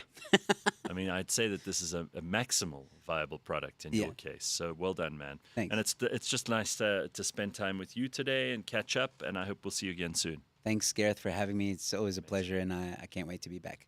All right. Awesome. We will catch you on Friday at 6 a.m. Have an excellent Wednesday and Thursday. Ciao.